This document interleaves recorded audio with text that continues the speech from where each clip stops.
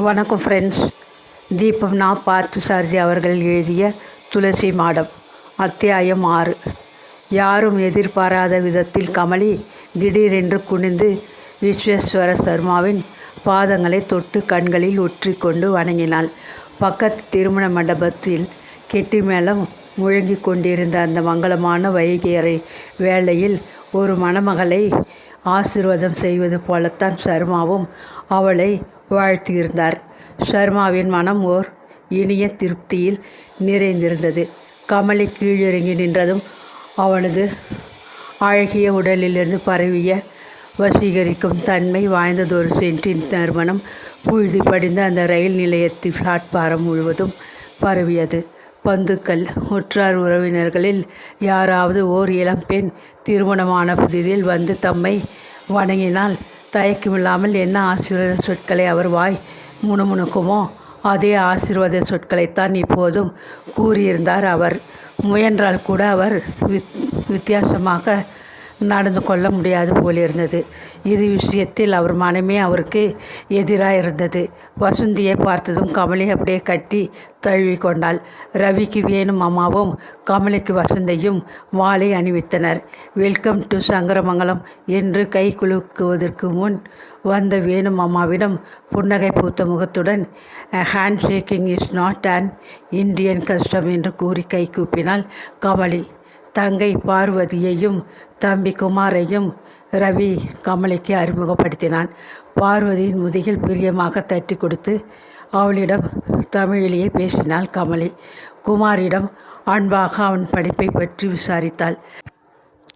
ரவி எல்லா விவரங்களையும் அவளுக்கு தெளிவாக சொல்லி வைத்திருந்தான் என்று புரிந்தது.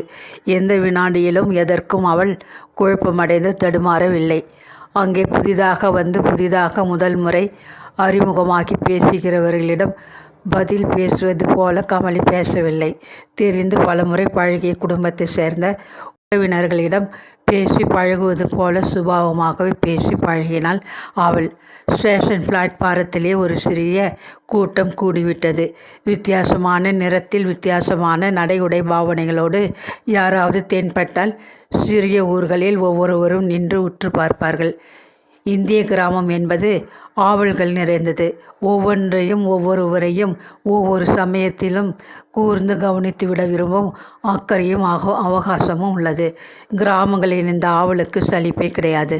சங்கரமங்கலம் ரயில் நிலையத்திலேயே அது தெரிந்தது. சுமார் 25 ஆண்டுகளாக அந்த ரயில் நிலையத்தில் போலி ஆமவடை என்ற ஒரு சீரான குரலில் கூவி விற்று வரும் சுப்பாராவ், நியூஸ் பேப்பர் கண்ணையா, பழக்கடை வரதன் ஆகியவர்களும் பிறரும் அவர்களை சுற்றி கூடிய அந்த கும்பலில் இருந்தார்கள். அந்த பாதையின் வழக்கமான ரயில் பயணி ஒருவர் கண்ணை மூடியபடி ரயிலுக்குள் இருந்தே போலி ஆமவடை என்று குரலை கேட்டு அது எந்த ஸ்டேஷன் என்று கண்டுபிடித்து விடுகிற அளவுக்கு ஒரு நூற்றாண்டு காலமாக அங்கே ஒன்றி போயிருந்தார் சுப்பாராவ். அத்தனை பேர்களும் நடுவே, என்ன சுப்பாராவ், சௌக்கியம்தானே என்று மறக்காமல் ஞாபகமாக ரவி தன்னை நலம் விசாரித்ததில் சுப்பாராவுக்கு திருப்தியும் மகிழ்ச்சியும் ஏற்பட்டன. சுப்பாராவின் வெற்றிலை காவி படிந்த சிரிப்பு அதை வெளிப்படுத்தியது. ஸ்டேஷனிலிருந்து வீடு திரும்பும்போது வேண்டுமென்றே கமலியும் ரவியும் சர்மாவும் பின்னால் ஒரு காரில் தனியே வரும்படியாக செய்துவிட்டு வேணுமாமாவும் வசந்தியும் குமாரியும் பார்வதியையும் தங்களோடு அழைத்து கொண்டு முன்னால் புறப்பட்டு மற்றொரு காரில் வீடு திரும்பியிருந்தனர். வசந்தியையும் குமாரியையும் பார்வதியையும் இறக்கி விட்டுவிட்டு வேணுமாமா அதே காரில் அப்படியே பூமிநாதபுரம் போய்விட்டார். வீட்டு வாசலில் சாதாரணமான கோலம்தான் போடப்பட்டிருந்தது. வசந்தி அதை கவனித்து விட்டு உள்ளே போய் கொஞ்சம் செம்மண் கரைச்சென்று வாடிப்பாரு, அவசரமாக ஒரு செம்மண் கோலம் போடு, அப்புறம் தாம்பலத்திலே கொஞ்சம் ஆரத்தி கரைச்சி திண்ணையிலே தயாராக வச்சுக்கோ, பின்னாடியே அவள் கார் வந்துடும், அவளை தெருவிலே காக்க வச்சுடாதே என்று பார்வதியை துரிதப்படுத்தினாள். ஏதோ வெளியூரில் கல்யாணமாகி வீட்டுக்கு வருகிற பெண் மாப்பிள்ளையை வரவேற்கிறவள் போன்ற உற்சாகத்திலும் உல்லாசத்திலும் திளைத்திருந்தாள். காமாட்சி மாமி கோபித்து கொண்டு விட போகிறாளோ என்ற பயமும் இருந்தது. வசந்தியின் செயல்களில் எல்லாம் கமலியின் மேலும் ரவியின் மேலும் அவளுக்கு இருந்த அளவு கடந்த பிரியம் தெரிந்தது. அவர்கள் அவள் காதலை அவள் மனம் பூர்வமாக விரும்பி ஆதரிப்பதும் தெரிந்தது. பார்வதி அவசர அவசரமாக செம்மண் கரைத்து கொண்டு வந்தாள். கிழக்கு விழிக்கிற நேரம். அப்போது கிணற்றில் கணீர் என்று இனிய குரலில் சோஸ்திரம் சொல்லிக் கொண்டிருந்தாள் காமாட்சி மாமி. துளசி ஸ்ரீ சகி சுபே பாபகாரிணி புண்ணியதே நமஸ்தே நாராயணனுதே நாராயண மனப்பிரியே. மாமியின் உச்சரிப்பிலிருந்து தெளிவும் துல்லியமும் வசந்தியை மேசிலிருக்க வைத்தன. வீட்டு காரியங்கள் நிறைய இருப்பதாக சொல்லிய ஒரு காரணம் பொருந்தினாலும் மாமி தான் வற்புறுத்தியும் தங்களோடு காரில் ரயில்வே ஸ்டேஷனுக்கு வர மறுத்ததில் வேறு மனத்தாங்கள் ஏதோ இருப்பது போல பட்டது வசந்திக்கு. கல்யாண கோலம் போல் பார்வதி செம்மண் பட்டைகளை போட்டு நிறுத்தியிருந்தாள். வசந்தி கோலப்பொடி கொட்டாங்குச்சியை எடுத்துக்கொண்டு போய் அந்த செம்மண் பட்டியை சுற்றி வெண்ணிற கோடுகளால் அழகுபடுத்தி அலங்கரித்துவிட்டு படிக்கோலங்களையும் போட்டு முடித்தாள். அவள் கோலத்தை முடித்துவிட்டு தலை நிமிரவும் பார்வதி ஆரத்திக்கு மஞ்சள் நீர் கரைத்து கொண்டு உள்ளே இருந்து வரவும் சரியாயிருந்தது. சங்கரமங்கலம் ரயில் நிலையத்திலிருந்து ஊருக்குள் வருகிற வழியில் பிரம்மாண்டமான அரச மரம் ஒன்றின் கீழ் புராதனமாக பிள்ளையார் கோயில் ஒன்று இருந்தது. அந்த பிள்ளையாருக்கு வழித்துணை விநாயகர் என்று பெயர். ஊரிலிருந்து வெளியூருக்கு போகிறவர்களோ வெளியூரிலிருந்து ஊர் திரும்புகிறவர்களோ இந்த பிள்ளையார் கோவிலில் கும்பிட்டு தேங்காய் விடலை போட்டுவிட்டு போவது நீண்ட கால வழக்கமாயிருந்தது. சர்மா கூட ஏதோ யோசனையில் மறந்து பேசாமல் இருந்து விட்டார். பிள்ளையார் கோவில் வாசலுக்கு வந்தவுடன் ரவி ஞாபகமாக காரை நிறுத்த சொன்னான். காலணிகளை காருக்குள்ளேயே கயிற்றுவிட்டு ரவியும் சர்மாவும் இறங்கிய போது அதே போல் செய்த பின் அவர்களை பின்தொடர்ந்து கமலியும் கீழே இறங்கினாள். தேங்காய் வாங்கி விடலை போட்டுவிட்டு பிள்ளையாரை கும்பிட்டு பிரதட்சணம் வந்த பின் காருக்கு திரும்பினார்கள் அவர்கள். அந்த பிள்ளையாரின் பெயர், அவ்வூர் வழக்கம் முதலியவற்றை கமலிக்கு விலக்கி சொல்லி கொண்டு வந்தான் ரவி. ரெவலா நின்று வெற்றும் வாசனை காரின் உட்பகுதி முழுவதும் கமகமத்து கொண்டிருந்தது. அந்த கிராமமும் அதன் இயற்கை அழகும் மிக்க சூழலும் தனக்கு மிகவும் பிடித்திருப்பதாக சொல்லி வியந்து கொண்டு வந்தாள் கமலி. நடுநடுவே ரவி பிரெஞ்சிலோ ஆங்கிலத்திலோ கேட்பவற்றுக்கு அவன் கேட்ட மொழியிலே பதில் கூறினாலும் கமலி கூடியவரை தமிழிலே பேச முயன்றாள். ஒரு மொழியை புதிதாக கற்றுக்கொண்டவர்கள் பேசும் புத்தகத்தில் அச்சடித்தாற் போன்ற சொற்களின் முனைமுறையாத்தன்மை அல்லது உச்சரிப்பு குறைபாடுகள் சில இருந்தாலும் மொத்தத்தில் அவள் பேசிய தமிழ் நன்றாகவும் புரிந்து கொள்கிறாற் போலவும் இருந்தது. தமிழில் தான் அறிய நேர்ந்த ஒவ்வொரு புது சொல்லையும் சொற்றொடரையும் வியந்து வரவேற்று ஒரு புது தொகையை வருமானமாக ஏற்று வரவு வைப்பது போல் மகிழ்ந்தாள். அவள் எந்த ஒரு புது மொழியையும் விரும்பி ஆர்வத்தோடு கற்பவர்களின் மனநிலை அப்படிப்பட்டதுதான். அந்த புதிய மொழியில் அவர்களுக்கு கிடைக்கும் ஒவ்வொரு புது சொல்லும் புது தகவலும் எதிர்பாராமல் வருகிற ஐஸ்வர்யம் அல்லது புதையலாக இன்பமளிக்கும். வழித்துணை விநாயகர் என்ற பெயர் கமலிக்கு மிக மிக பிடித்து போயிற்று. அதை சொல்லி சொல்லி வியந்தாள் அவள். சர்மா கூறினார், இந்த ஊர் ஸ்தல வரலாற்றிலே மார்க்க சகாய விநாயகரன் தான் இருக்கு. ஜனங்கள் எல்லாம் வழித்துணை விநாயகர்னு சொல்றா. பழைய வரலாற்றிலே என்ன பேர் இருந்தாலும் பெருவாரியான மக்கள் வழங்குகிற பெயர் தான் நிலைக்கும். மக்களின் நடை, பாவனை, பேச்சு, மொழியும் விதம் ஆகியவற்றுக்கு முக்கியத்துவம் அளிப்பதால் தான் லிங்குவிஸ்டிக்ஸ், அதாவது மொழியில் உயிருள்ள சயின்ஸாக வளர்கிறது. அப்படி முக்கியத்துவம் அளிக்காமல் மொழியின் ஆரம்ப கால சட்டத்திட்டங்களிலேயே நகராமல் நின்று கொண்டிருப்பதனால்தான் கிராமர், அதாவது இலக்கணம், நாளடைவில் ஒரு பழைய காலத்து மியூசியம் போல் ஆகிவிடுகிறது என்றாள் கமலி. இதை கேட்டு அந்த பிரெஞ்சு யுவதியும் இணையற்ற அழகு மட்டுமல்ல, நிறைய விஷய ஞானமுள்ளவளாகவும் இருக்கிறாள் என்று சர்மாவுக்கு தோன்றியது. சின்ன வயதிலிருந்தே ரவிக்கும் லிங்குவிஸ்டிக்ஸிலும் கம்பேரிட்டிவ் லிங்குவிஸ்டிலும் ஒரு பைத்தியம் உண்டு என்பது அவருக்கு ஞாபகம் வந்தது. ரவிக்கும் லிங்குவிஸ்டிக்ஸிலும் கம்பேரிட்டிவ் லிங்குவிஸ்டிக்ஸிலும் ஒரு பைத்தியம் உண்டு என்பது அவருக்கு ஞாபகம் வந்தது. அவர்கள் சென்ற கார் வீட்டு வாசலில் போய் நின்றபோது நன்றாக விடிந்திருந்தது. கார் வந்து நின்ற ஓசை கேட்டு அக்கம் பக்கத்திலும் எதிர் வரிசை வீடுகளிலும் பலர் வாசலில் வந்து நின்று எட்டி பார்த்தார்கள். காமாட்சி மாமி திண்ணையோரமாக வந்து சற்றே ஒதுங்கினாற் போல் நின்று கொண்டிருந்ததை வசந்தி கவனித்தாள். காரிலிருந்து இறங்கிய ரவியையும் கமலியையும் பார்த்து குறும்புத்தனமாக கண்களை சிமிட்டி சிரித்தபடி, ரவி கமலியையும் அழைச்சென்று, இப்படி இந்த செம்மண் கோலத்திலே வந்து கிழக்கி பார்த்து நின்னுக்கோ, ஆரத்தி சுற்றி கொட்டுடுறேன் என்றாள் வசந்தி. சர்மா காரில் இருந்து இறங்கி நின்று கொண்டிருந்தார். வசந்தி வேண்டியபடி ரவியும் கமலியை கைப்பற்றி அழைத்து வந்து செம்மண் கோலத்தில் நின்று கொண்டான். வசந்தியும் பார்வதியும் ஆரத்தி எடுத்தார்கள். மங்களம் மங்களம் ஜெயமங்கலம், ஸ்ரீராமச்சந்திரனுக்கு சுபமங்கலம். மாதர்கள் மகிழும் மங்கள ஆரத்தி, கோதையர் மகிழும் கற்பூர ஆரத்தி, தங்க தாம்பலத்தில் பஞ்சவர்ணங்கள் போட்டு, நல்முத்து கமலத்தில் நவரத்தினங்கள் போட்டு, சீதை மணாளருக்கு மங்களம் மங்களம், ஸ்ரீராமச்சந்திரனுக்கு மங்களம் சுபமங்கலம். வசந்திக்கு இவ்வளவு இனிமையான குரல் உண்டு என்பதை கமலி அன்றுதான் முதலாக அறிந்தாள். அதிகாலையின் இதமான மௌனத்தை பறவைகளின் குரல்கள் மெதுவாக கலைந்து கொண்டிருந்த வேளையில் அந்த ஆரத்தி பாட்டு மிகவும் சுகமாக இருந்தது. கோலத்தையும் பாட்டியும் லவ்லி லவ்லி என்று பாராட்டினாள் கமலி. ஒதுங்கினாற் போல் நின்று கொண்டிருந்த தன் தாய்க்கு அருகே கமலியை அழைத்து சென்று அறிமுகப்படுத்தினான் ரவி. சர்மா வணங்கியது போலவே காமாட்சி அம்மாளையும் கால்களில் குனிந்து வணங்கினாள் கமலி. ஆனால் காமாட்சி அம்மாள் அவள் வணங்கும் போது சற்றே பயந்தாற் போலவும் ஒதுங்கினாற் போலவும் விலகி ஒதுங்கி நின்று விட்டாள். கூச்சமா அல்லது கோபமா என்பதை கண்டுபிடிக்க முடியவில்லை. அப்படியே மாடிக்கு அழைச்சின்னு போ, நீங்கள் தங்கிக்கிறதுக்கு அங்கே எல்லா ஏற்பாடும் பண்ணியிருக்கேன் என்று ரவியிடம் சொன்னார் சர்மா. ஏற்பாடு என்ன வேண்டி கிடைக்கிறது, இருக்கிற இடத்துல அட்ஜஸ்ட் பண்ணிக்கலாமே, கமலிக்குன்னு தனி சௌகரியம் எதுவும் வேண்டியதில்லை அப்பா.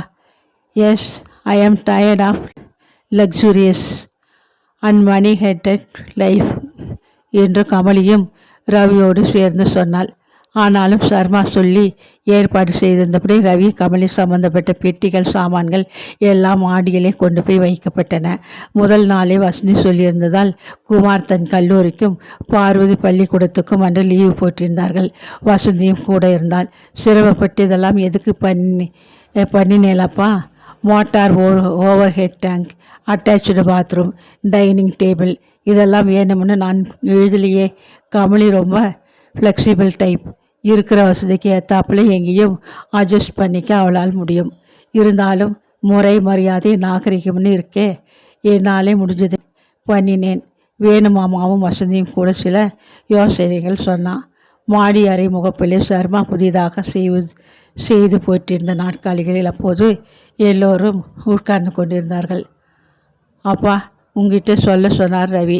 பூமிநாதபுரத்திலே ஒரு கல்யாண முகூர்த்தத்துக்கு போயிருக்கார். மத்தியானம் வந்துடுவார். நீ புறப்படுறதுக்கு முன்னே சுரேஷை பார்த்தியா? ஏதாவது சொன்னானா? பார்க்கல. ஆனால் யுனெஸ்கோ ஆஃபீஸுக்கு ஃபோன் பண்ணேன். சுரேஷ் ஜெனீவா போயிருக்கிறதா சொன்னான். திரும்பி வர ஒரு வாரத்துக்கு மேலே ஆகும்னு தெரிஞ்சது. பார்வதி புதிதாக வாங்கியிருந்த ட்ரேயில் புதிதாக வாங்கியிருந்த பீங்கான் கிண்ணங்களில் காஃபியோடு வந்தாள். அப்பா சிரமப்பட்டு அந்த வீட்டில் ஒவ்வொன்றாக புதிய பண்டங்களை சேகரித்திருப்பது ரவிக்கு புரிந்தது. கோப்பைகள், பீங்கான் கிண்ணங்கள் வழக்கமாக அந்த வீட்டில் இருந்ததில்லை. கண்ணாடி கிளாஸ் கூட அவனுக்கு தெரிந்து அங்கே உபயோகித்ததில்லை. பித்தளை டம்ளர்கள் தான் உபயோகத்தில் இருந்தன. அந்த மாறுதல்கள் தனக்காகவா கமலிக்காகவா என்று சிந்தித்தான் அவன். கமலியின் வருகை என்னும் நாசுக்கான விஷயம் அப்பாவையும் அந்த புராதனமான கிராமத்து வீட்டையும் அதிகமாக பாதித்திருப்பது தெரிந்தது. எல்லோரும் காப்பி அருந்திய பின் வீட்டையும் தோட்டத்தையும் சுற்றி பார்ப்பதற்காக கமலியை வசந்தி அழைத்து கொண்டு போனாள். பார்வதியும் காப்பி ட்ரேயையும் கிண்ணங்களையும் கொண்டு போய் வைத்துவிட்டு கமலியோடும் வசந்தியோடும் போய் சேர்ந்து கொண்டாள். குமார் ஏதோ சாமான் வாங்கி வருவதற்காக கடைக்கு போயிருந்தான். மாடியில் அப்பாவும் பிள்ளையும் தனியே விடப்பட்டிருந்தனர். சர்மாதான் முதலில் ரவியிடம் பேசினார். இது என்ன பெரிய அரண்மனையா சுற்றி பார்க்கறதுக்கு? அந்த காலத்து வீடு, அவ்வளோ பெரிய கோடீஸ்வரன் வீட்டு பொண்ணுன்னு வசந்தி சொன்னான். அரண்மனையோ குடிசையோ என் சம்பந்தப்பட்ட எதிலும் அவளுக்கு அக்கறை உண்டு.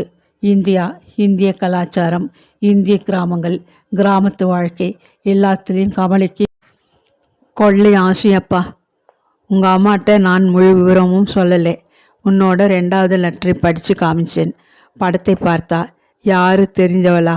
கூட சுற்றி பார்க்க வராளான்னு கேட்டா. ஆமாம்னேன். அதோட சரி. அப்புறம் மேற்கொண்டு அவளும் கேட்கலை, நானும் சொல்லலை. நீங்கள் சொல்லாததுதான் தப்பு அப்பா. ஒரு விஷயத்தை பூசி மெழுகிறதுங்கிறதையே பல நூற்றாண்டுகளாக நம்ம நாட்டிலே ஒரு கலையாக வளர்த்துட்டுருக்கோம். அதனாலே தான் எல்லாத்துலேயும் எல்லா கெடுதலும் வருது. உங்கள் அம்மா கிட்டே மட்டும் இல்லைடா ரவி, யார்கிட்டவே நான் எதையும் சொல்லலை. வேணுமாமா வசந்தி, இவா 2 பேருக்கும் தான் ஏற்கனவே எல்லாம் தெரியும். இப்போ புதுசாக எனக்கு தெரியும். இது மாதிரி ஊர்லே ஒரு விஷயத்தை நேராக அறிவிப்பதை விட வேறு எதுவும் செய்யறதில்லை. பிரயோஜனம் இல்லைப்பா. அறிவிக்கிறதை விட அனுமானத்துக்கு விடுறது தான் அபாயகரமானது. என்னமோடா நீ சொல்கிற. எனக்கேனா அத்தனை துணிச்சல் வரல. உங்கள் அம்மாட்டவே சொல்கிறதுக்கு பயமாக இருக்குது. மற்றவாக்கிட்டே இப்படி சொல்கிறது. உனக்கே தெரியும். நான் சொல்லணுங்கிறதில்லை. ஸ்ரீமடத்து பொறுப்பு என் கைக்கு வந்ததிலிருந்து ஊர்லே எத்தனை பேரோட விரோதம் ஏற்பட்டிருக்கு தெரியுமா? விரோதத்துக்கு பயப்படுறதாலையும் தயங்குறதாலையும் அது போயிடாதப்பா. ஃபேஸ் பண்ணித்தான் ஆகணும். நம்மக்கிட்ட தப்பு தண்டா இல்லாத போது நாம் யாருக்கு பயப்படணும்? எதுக்கு பயப்படணும்? அதெல்லாம் இருக்கட்டும்டா, அப்புறம் பேசிக்கலாம். நீ முதல்ல உங்கள் அம்மாவை பார்த்துட்டு வா. அவள் உங்ககிட்ட சரியாகவே பேசலை போல் இருக்கே. அந்த பெண்ணை கூட்டி கொண்டு போ. என்னமோ சொன்னியே, அப்போ அவள் ரியாக்ஷன் எப்படி இருந்தது? அம்மா சரியா இல்லைப்பா. கமலி நமஸ்காரம் பண்ணினப்பவே அவள் மூஞ்சியை தூக்கி வச்சுட்டு இருந்தா.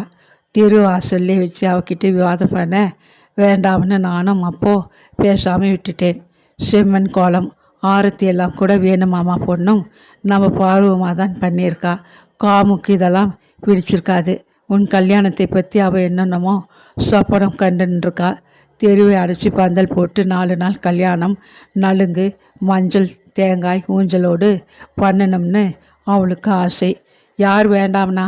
சடங்கு சம்பிரதாயத்தில் அத்தனை ஆசைனா கூட கமலிக்கும் எனக்குமே அந்த மாதிரி 4 நாள் கல்யாணம் நடத்தி சந்தோஷப்படட்டுமே. அவளுக்கும் இந்திய கல்யாண சடங்குனா ரொம்ப பிரியம். போடா போ. நான் என்னத்தையோ சொன்னால் நீ என்னத்தையோ பதில் சொல்கிற. வீட்டுக்கு அடங்கின மருமகளாக தனக்கு அடங்கின கிராமந்தாரத்து மாட்டு பெண் ஒன்று வரணுங்கிறது காமுவோட பிரியம். பேப்பர் என்று கரகரத்த குரலுடன் தெரு திணையில் காலை தினசரி வந்து விழுகிற சத்தம் கேட்டது. ரவியை படி இறங்கி போய் பேப்பரை எடுத்து கொண்டு வந்து கொடுத்து, நீங்கள் பேப்பரை பார்த்துட்டுருங்க அப்பா, நான் போய் அம்மாட்ட பேசி கொடுத்து பார்க்கிறேன் என்று வீட்டு கூடத்துக்கு போனான். ரவிக்கும் அம்மாவை பார்க்க கொஞ்சம் தயக்கமாகத்தான் இருந்தது. அவன் போன போது அம்மா சமையல் அறையிலேயே இல்லை. கொல்லை பக்கம் அவள் குரல் கேட்டது. அம்மாவின் குரலுக்கு வசந்தி ஏதோ பதில் சொல்வதும் அவன் காதில் விழுந்தது. உடனே ரவி கொல்லை பக்கம் இருந்தான். அம்மா எதிரே வந்தாள். ஆனால் அவனை பார்க்காதது போல விடுவிடு நடந்து முகத்தை திருப்பி கொண்டு சமையல் கட்டுக்குள் புகுந்து கொண்டாள். வசந்திக்கும் அம்மாவுக்கும் என்ன உரையாடல் நடந்திருக்கும் என்றறியும் அவளில் ரவி முதலில் கிணற்றடிக்கே சென்றான். துளசி மாடம் இருந்த இடத்தின் அருகே சிறிது தொலைவி விலகினாற் போல் நின்ற கமலிக்கு அதை சுட்டி காட்டி ஏதோ சொல்லி கொண்டிருந்தாள் வசந்தி. கமலி ஆர்வமாக கேட்டுக்கொண்டு நின்றாள். பார்வதியும் பக்கத்தில் இருந்தாள். அம்மா என்ன சொல்கிறா வசந்தி என்ற கேள்வியோடு அவர்கள் அருகே சென்றான் ரவி. ஒன்றுமில்லை மாமி, இப்போத்தான் விளக்கேற்றி துளசி பூஜை பண்ணி முடிச்சிருக்கா. நாங்கள் 2 பேரும் குளிக்காமல் கிட்ட போய் துளசி மாடத்தை தொட்டுட்டு போகிறோம்னு பயந்துட்டு வந்து எங்ககிட்ட சொல்லிட்டு போகிறா ரவி. ஆனால் மாமி வந்து சொல்கிறதுக்கு முன்னாடி கமலியே கோலம், குங்குமம், மாடத்தில் எரியும் விளக்கையெல்லாம் பார்த்தாள். இப்போ தான் பூஜை முடிஞ்ச மாதிரி இருக்கு. நீயும் நானும் ஸ்நானம் பண்ணின மாதிரி தெரியல. நானும் ஸ்நானம் பண்ணலை. எதுக்கும் தீட்டு இல்லாமல் ஒதுங்கி நின்று பார்ப்போம்னு என்கிட்ட சொல்லிட்டா. அதே மாமிக்கிட்ட சொன்னேன் நான். Hindu manners, customs and ceremonies ஏதோ புத்தகத்திலே கமலி இதெல்லாம் ஏற்கனவே படிச்சிருக்காளாம். இதை கேட்டு ரவி புன்முறுவல் பூத்தான். கமலியும் அவனை நோக்கி புன்னகை செய்தாள். கமலியை தோட்டத்துக்கு கூட்டிட்டு போ வசந்தி. காலமுறை நீங்கள் ஸ்டேஷனில் போட்ட மல்லிகை மாலையின் வாசனையை புகழ்ந்து குறைஞ்சது இதுக்குள்ளே 100 தடவையாவது அவள் எங்கிட்ட சொல்லியிருப்பாள். அவளுக்கு தெரிஞ்ச ஒரே மல்லிகை பாரிஸில் ஜாஸ்மின்னு ஒரு மெட்ரோ ஸ்டேஷன் இருக்கே, அதான். நம்ம தோட்டத்திலே நிஜ மல்லிகை செடியையே பூவோடு அவளுக்கு காமி. ரவி இப்படி கூறியதும் அவர்கள் தோட்டத்து பக்கமாக நகர்ந்தார்கள். ரவி மீண்டும் வீட்டுக்குள் திரும்பி சமையல் கட்டின் வாசலில் அம்மாவின் நாச்சாரை எல்லை எந்த இடம் வரை தன்னை அனுமதிக்குமோ அந்த இடத்திலே நின்று கொண்டு உள்ளே வேலையாக இருந்த அம்மாவின் கவனத்தை கவர, நான் தான் ரவி வந்திருக்கேன்மா என்று கொஞ்சம் இறைந்தே குரல் கொடுத்தான். ஆனால் அதற்கு பதில் எதுவும் இல்லை.